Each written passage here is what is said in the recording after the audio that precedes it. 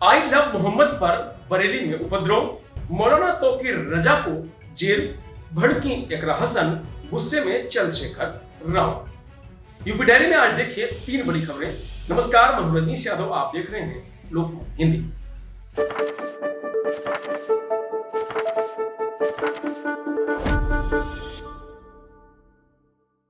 बरेली बवाल में UP police ने इत्तेहादी मिल्लत काउंसिल के अध्यक्ष मौलाना तौकीर रजा को मुख्य आरोपी मानते हुए जेल भेज दिया है। तौकीर की शख्सियत इसलिए बड़ी है क्योंकि उनके भाई शुभानी मियां आला हजरत दरगाह के प्रबंधक हैं। इस दरगाह को मानने वाले पूरी दुनिया में हैं। पिछले 41 सालों में तौकीर रजा पर जहां 10 मुकदमे दर्ज थे, वहीं बीते 24 घंटे में उन पर 7 नए मुकदमे दर्ज हो चुके हैं। गौरतलब है कि आई लव मोहम्मद विवाद पर 26 सितंबर को जुमे की नमाज के बाद बवाल हुआ था। 4 जगह पुलिस पर पत्थरबाजी, गोलाबारी हुई।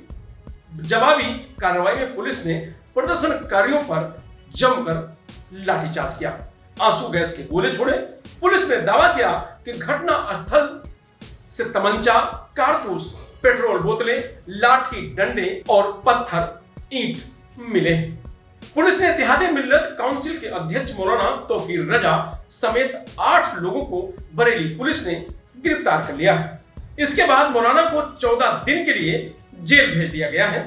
पहले उसे बरेली जेल में रखा गया था, बाद में शाम को फतेहगढ़ जेल भेज दिया गया है। इसके अलावा पुलिस ने 39 लोगों को हिरासत में लिया है।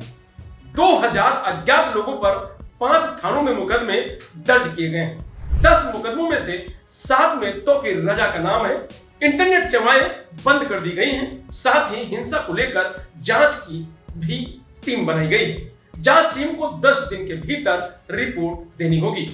आई लव मोहम्मद विवाद की आग फैलती जा रही है। इसके बीच में कोरोना सीट से समाजवादी पार्टी की सांसद इकरा हसन ने भी योगी सरकार के तरीके पर ऐतराज जताया है।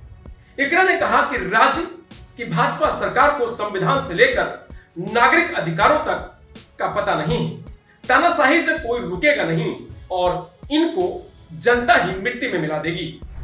इकरा हसन ने कहा कि उत्तर प्रदेश में तो जो सरकार चल रही है, उन्हें ना तो संविधान का पता है और ना ही इस देश के नागरिकों के अधिकारों का पता है। किस तरह की कानून व्यवस्था इस देश में चल रही है। गौरतलब है कि एक पक्ष विशेष की तरफ से दावा किया गया कि जुलूस के दौरान पोस्टर लगाने को लेकर विवाद के बाद मुस्लिम युवाओं के खिलाफ मुकदमा दर्ज किया गया।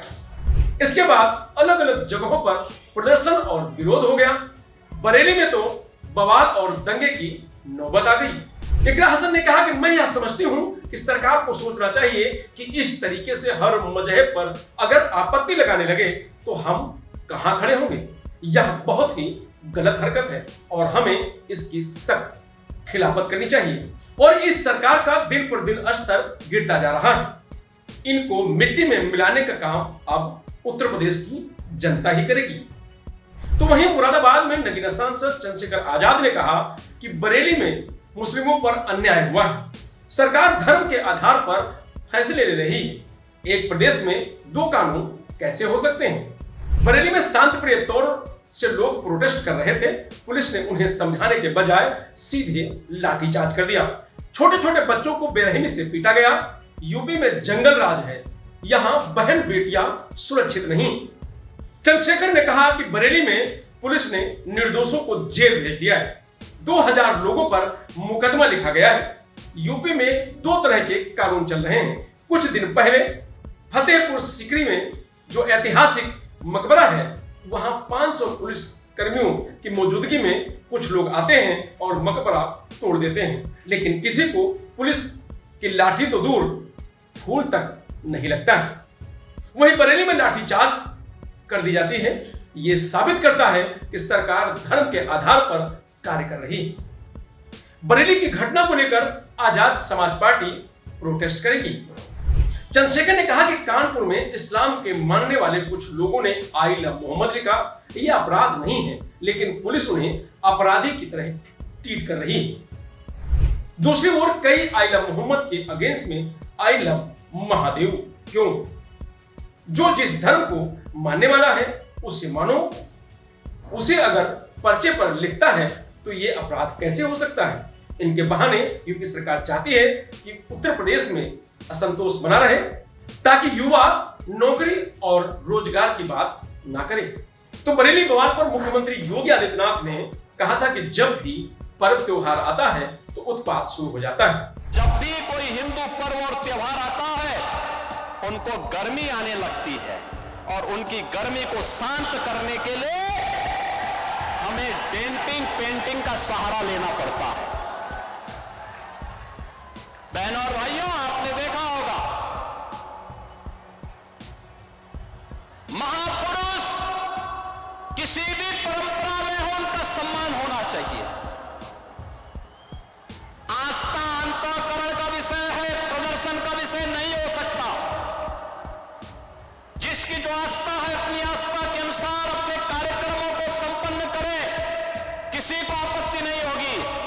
लेकिन आस्था के नाम पर तोड़फोड़ करोगे, आस्था के नाम पर आगजनी करोगे, आस्था के नाम पर राह चलते हुए नागरिकों पर हमला करोगे, बेटियों का जीना हराम करोगे और व्यापारियों के प्रतिष्ठानों पे आगजनी करोगे, पुलिस पर हमला करोगे, तो छेड़ोगे तो फिर छोड़ेंगे भी नहीं और एक बार छोड़ेंगे नहीं तो फिर छूटोगे भी कभी नहीं।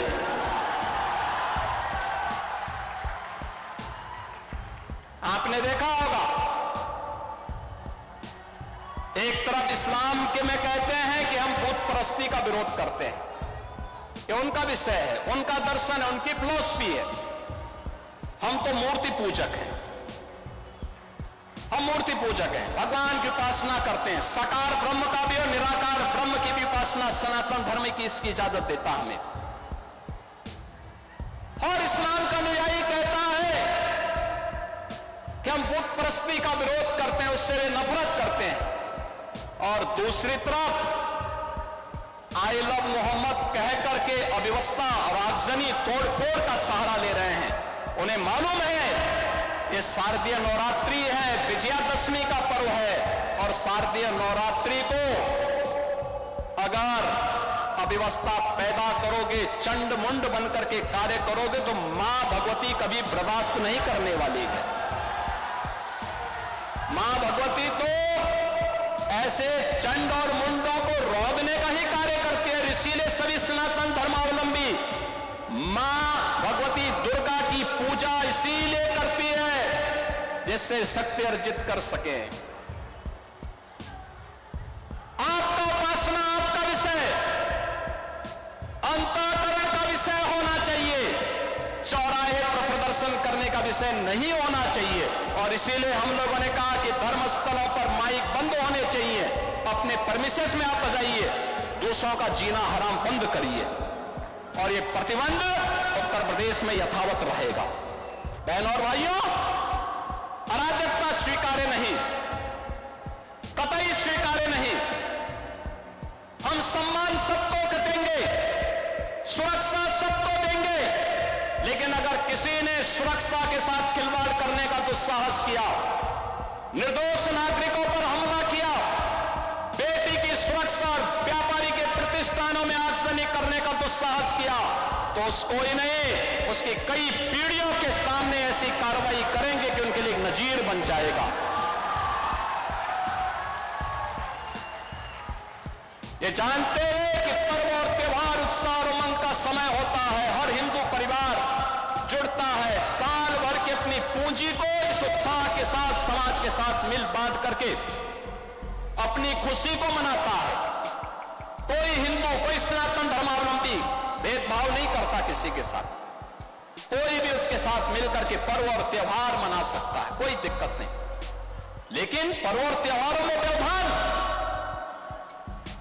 पर्व और त्योहारों के समय माहौल खराब करना ये स्वीकार्य नहीं। और मैं फिर कहूंगा कि अगर किसी ने सड़कों पर प्रदर्शन करके उपद्रव करने का दुस्साहस किया, और मैं ये भी कहूंगा उनको चेतावनी दे रहा हूं उन लोगों को जो कायरों की तरह, बुझदिलों की तरह बच्चों और महिलाओं को आगे करने का इसकी भारी कीमत चुकानी पड़ेगी उनको, अगर उन्होंने किसी भी पर्व और त्योहार में व्यवधान डालने का काम किया तो। फिलहाल यूपी डायरी में आज इतना ही। कल फिर मिलेंगे, तब तक आप बने रहिए लोकमत हिंदी के साथ। नमस्कार।